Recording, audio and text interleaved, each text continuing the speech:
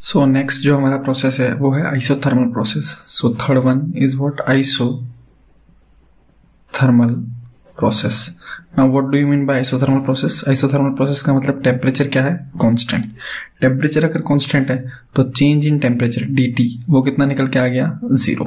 सबसे पहले process equation की बात करते हैं. तो अगर PV इक्वल टू nRT लिखते हैं और इसमें temperature constant, moles and R is always constant, तो प्रोसेस इक्वेशन जो हमारी निकल के आएगी यहाँ पे प्रोसेस इक्वेशन जो कि आइसोथर्मल प्रोसेस में फॉलो होगी, that is equal to P1V1 is equal to P2V2.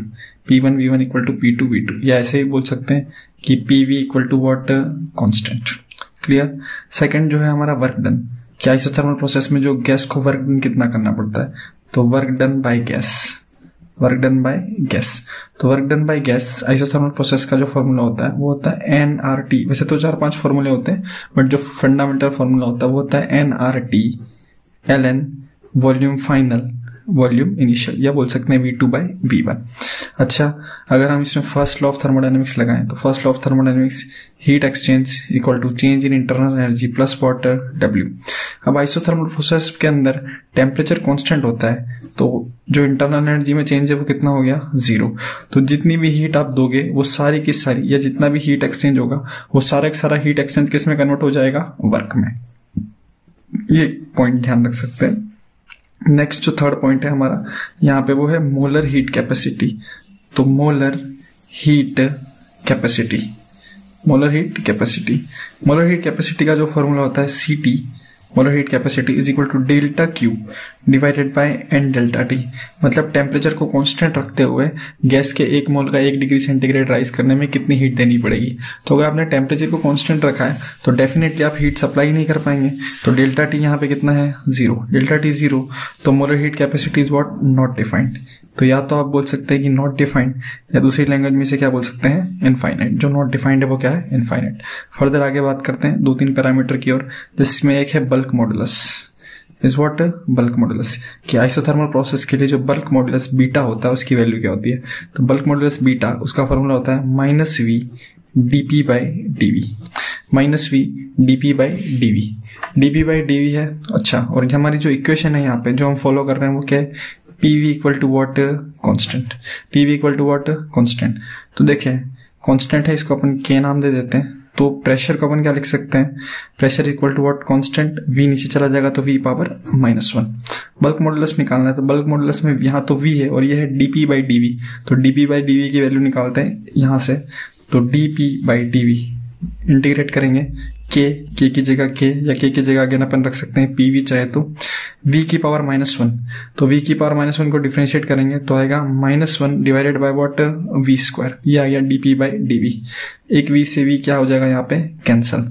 तो जो dP/dV है, dP/dV आइसोथर्मल प्रोसेस के लिए वो कितना निकल के आ गया है? वो निकल के आ गया है -P/V.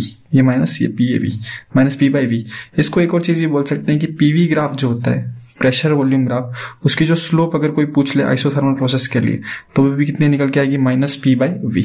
बल्क मॉडुलस की वैल्यू निकालते हैं. Now what is bulk modulus? -V dP/dV. और जो dP/dV है उसकी वैल्यू कितनी है? -P/V. तो bulk modulus is what? -V -P/V. तो V से V यहाँ पे क्या हो गया? कैंसल. माइनस माइनस क्या हो गया? प्लस. तो जो बल्क मॉडुलस की वैल्यू यहाँ पे निकल गई है वो किसके बराबर आई है? प्रेशर. किसके बराबर आई है? प्रेशर. और यहाँ पे अगर अपन फर्दर देखें तो एक चीज और डिफाइन कर सकते हैं जिसको अपन बोलते हैं कोफिशिएंट ऑफ वॉल्यूमेट्रिक एक्सपेंशन. जो वॉल्यूमेट्रिक कोफिशिएंट है उसका एक्सपेंशन कोफिशिएंट निकालना है तो उसको क्या बोलते हैं? Gamma volumetric. इसका फॉर्मूला क्या बनता है? 1/V dV/dt. अब dt जो है चेंज इन टेम्परेचर, वो आइसोथर्मल प्रोसेस के लिए कितना है? 0. तो गामा V जो है उसको अपन क्या बोलते हैं? Not defined. इसको क्या बोलते हैं? Not defined. फर्दर आगे देखते हैं, कुछ और इन्फॉर्मेशन भी लेते हैं, कुछ ग्राफ वगैरह और ड्रॉ करते हैं. तो ग्राफ वगैरह ड्रॉ करेंगे तो लेट सपोज मैंने ग्राफ बनाया PT ग्राफ. कौन सा ग्राफ? PT graph. यहाँ प्रेशर, यहाँ टेम्परेचर.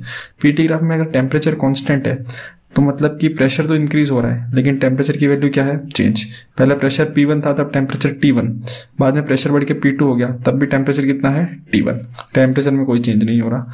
अनदर अगर अपन एक ग्राफ और बनाना चाहें कि भैया टेम्परेचर और वॉल्यूम, तो मैंने वाई एक्सिस पे टेम्परेचर ले लिया, एक्स एक्सिस पे वॉल्यूम ले लिया, तो टेम्परेचर कांस्टेंट है, मतलब टेम्परेचर में कुछ भी चेंज नहीं हो रहा। जो इंटरेस्टिंग ग्राफ है, जो आइसोथर्मल कर्व जिसे बोलते हैं, उसके बारे में बात करते हैं। आइसोथर्मल कर्व, आइसोथर्मल कर्व क्या है कि PV equal to constant, PV equal to constant. तो अगर अब मैं प्रेशर और वॉल्यूम के बीच में ग्राफ बनाऊं, लेट सपोज मैंने वाई एक्सिस पे प्रेशर ले लिया और एक्स एक्सिस पे वॉल्यूम ले लिया, तो X Y equal to what, constant. X Y equal to constant लेंगे तो ग्राफ कैसा बनेगा, hyperbolic. Graph is what, hyperbolic. Arrow नहीं बना है क्योंकि अभी हमें वॉल्यूम के बारे में आइडिया नहीं है वो बढ़ रहा है या घट रहा है। अच्छा, दूसरी चीज, अगर मैंने यहाँ पे एक टेंजेंट डाली, टेंजेंट, तो उसकी जो स्लोप आएगी थीटा, तो अगर मुझे निकालना है टेन थीटा, तो ये हो गई P बाई वी, और you can say P not by V not, जो भी यहाँ के कोऑर्डिनेट होंगे। लेट सपोज यहाँ का कोऑर्डिनेट वी नॉट और यहाँ का कोऑर्डिनेट कितना है, P नॉट, तो टेन थीटा की वैल्यू कितनी आई, P not by V not. Different process में डिफरेंट रहती है।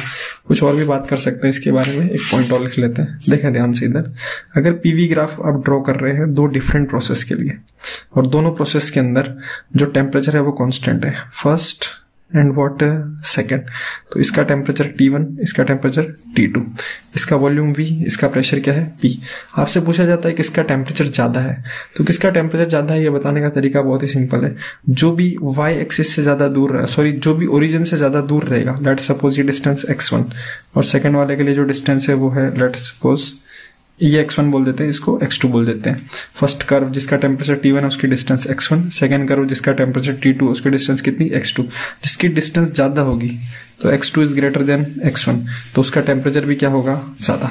टेम्परेचर भी क्या होगा, ज्यादा। एक और पॉइंट मैं यहाँ पे बोल देता हूँ कि दो आइसोथर्मल कर्व कभी भी एक दूसरे को कट नहीं करते। Two isothermal curve never intersect each other, ये पॉइंट आप ध्यान रख सकते हैं।